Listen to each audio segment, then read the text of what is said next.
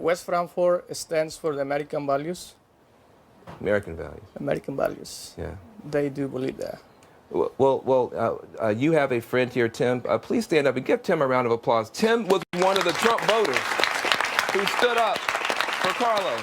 I told you it's messy. It's messy.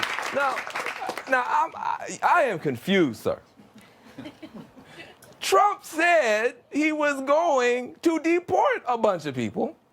Trump said he was going to build a wall. And then you voted for the man. And then he started deporting people. And you said, no. I'm confused. Well, I really wasn't confused myself. Obviously, with any politician, you don't stand for everything that they're going to preach and try to portray to you. The immigration policy, to me, is not, building the wall is pretty ludicrous to me. That's not a solution to the problem. Once you step back and maybe look at immigration reform and address the real issues, that's where he needs to be putting his resources. So it's such an amazing story, and it's gotten so much attention. Why? I really want to know. I was joking around, but I really want to know. I can look at you, I can tell you're an incredible human being. Why did you vote for Trump, and why did you stick up for this guy? Tell me. Well, with the two candidates that were running, in my opinion, Donald Trump was the one that was more for a decision for me. What's you like about him? Well, I mean, for number one, our area is very dependent on coal mining. Wow. And so his coal mining legislation was very important to us. My daughter's married to a coal miner. Say no more. Say no more. But this guy's an extraordinary guy, and you stood up for him, and the whole town. How did it make you feel? I mean, elected officials, everybody, how did it make you feel when that happened? That I'm one of them. Wow.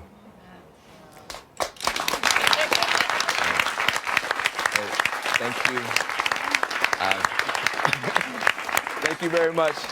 I told you, I get emotional. Look, how about that? Trump voters coming out in droves to support an undocumented person. When it's easy to go rah-rah when it's on TV or, when you're ballot box, but then when it comes to your neighbor, totally different. Well, it's two things. One, you go, not every Trump supporter is racist. You could even argue that most of them are not racist. And then I would turn that and say, then for Trump supporters, why would you say all immigrants are criminals? Would you not say that that same logic should be applied to them? Another thing that you got to look at is what you said is the truth of it all. You felt like one of them. And that is the thing that separates us so many times is when we don't see the victim of a decision, when we don't see the human being on the other side, we don't see them as being them. We see it as an idea. And in South Africa during apartheid, one of the most powerful things that apartheid was able to do was convince even black people that they were different from each other. And when people are separated, they go, oh, I don't care about those Mexicans. Those Mexicans are criminals, they're immigrants. But you saw a man, you saw a human being, you saw a brother in your community. And that's essentially what it boils down to, is we don't put faces to this. A lot of the time, politicians put forth ideas, but there are human beings on the other sides of the ideas. It's not the coal industry. It is a coal miner who is a man. It is not a Mexican. It is a man who is part of a community who is here with his wife. And that's what people seem to miss in all of the political debates, is that there are people on the other side of what is happening. Beautiful. Man, I love you, man. I do. Trevor, Noah, thank you. Thank you so much for having me, man. Get this man's book, by the way. If you think he's profound here, get the book. It's unbelievable. When we come back, President Trump promised during the campaign he was going to repeal and replace Obamacare. Hey, anyway, when we get back, we're going to have the Trump campaign's chief whisperer on the economy try to explain what is going on. Stephen Moore will be here next. Stephen Moore.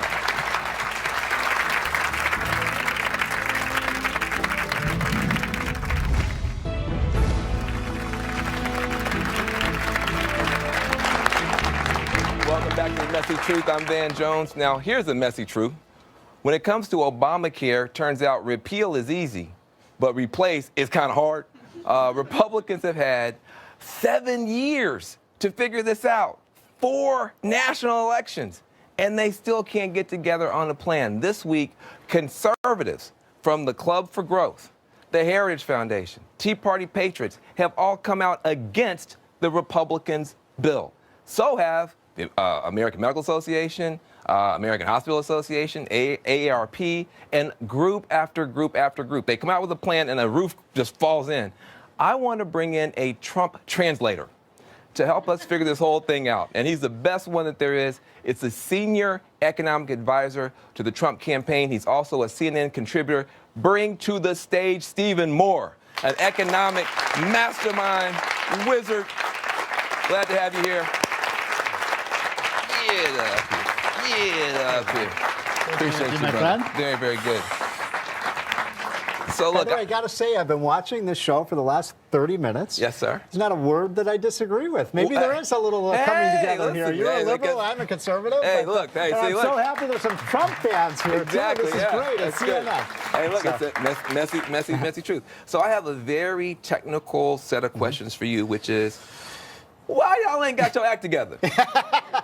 Yeah, well, a lot of conservatives are asking that question about Republicans right now, too. And, Yeah. and what you said is right, that it has been 7 years since Obamacare passed, and Republicans have said they've wanted to repeal the bill, and now they have the power to do it. They run the White House and the House and the Senate, and there's been certainly some discord within the Republican Party. Look, I happen to think that we can do a lot better than Obamacare. Yeah. I think that the Affordable Care Act has been the Unaffordable Care Act. It's actually raised prices for people. I think about people like my own family. I thought we were supposed to save $2,500 a year on our health insurance, and we're paying several $1,000s more. And I think a lot of people are in that same boat. So I just want to make sure that I want everybody to have health insurance coverage, and I think most Republicans do too. But I want to make sure that we don't ruin our economy and we make it affordable to people. Well, look, the critique is great. But the solutions are now where you guys have to deal. Opposition is easy. Proposition is hard. True. I want to talk to somebody who is actually living this every day. Let's bring you into this conversation. Hi there. My name is Hi. Julie, and I'm from Dallas, Texas. And I want to tell you about my daughter and our family. So 5 years ago, my younger daughter was born premature with Down syndrome and heart disease. And thanks to the ACA, she was able to receive care. She would have reached her lifetime maximum benefit in her first month of life in the neonatal intensive care unit. Wow. And also thanks to the ACA, we were not denied coverage for her despite having a disability. Right. And we couldn't be charged more, not more for her than we're charged for her sister to be on our private health care plan. And the good news now is that she has Medicaid, and that's been a lifesaver for her. So she has access to her pediatric specialists, and I'm able to make sure that she gets the routine medical care that she deserves. So right now we're looking at a repeal. We're also looking at Medicaid cuts. And the fact is that those would put people's lives at risk. People like my daughter, people with disabilities. Yeah. And the cuts, when they say things like Medicaid block grants, when they say per capita cuts, those are going to be cuts to services. Yeah. That could mean warehousing people with disabilities, putting them back into institutions without having community supports that Medicaid provides. So what I want to know is, why is it, you're an economist, why is it that the market and making tax credits available to the rich would mean cutting programs for my daughter who depends on a lifeline, ACA protections, and Medicaid for her very life? And many people with disabilities, our lives are hanging in the balance. That's great. Hey, Stephen. I think what's powerful about her point is that she was clearly helped by Obamacare. I know some people have critiques, but pre-existing condition, she's helped. Medicaid, she's helped. What do you say to folks like that? Well, how's your daughter doing now? Is she? She's good, but she requires routine medical care. She has complex health needs, and Medicaid has made it affordable for us to be able to see those specialists. So I know exactly what you're talking about, Van. My sister has a daughter who has epilepsy and very similar health problems and huge medical expenses, and those are the things that need to be covered. No question about it. I don't think there's really. Do you think you'll be able to do it, though? I think we can, and I think we should. Right? I mean, don't you think that a person in this situation, and like my sister, they should have coverage so that people who have serious conditions. But I just think we can do it better. Healthcare is consuming so much of our economy right now. The costs have been spiraling out of control, and I would say that one of the problems, Van, is that a lot of middle class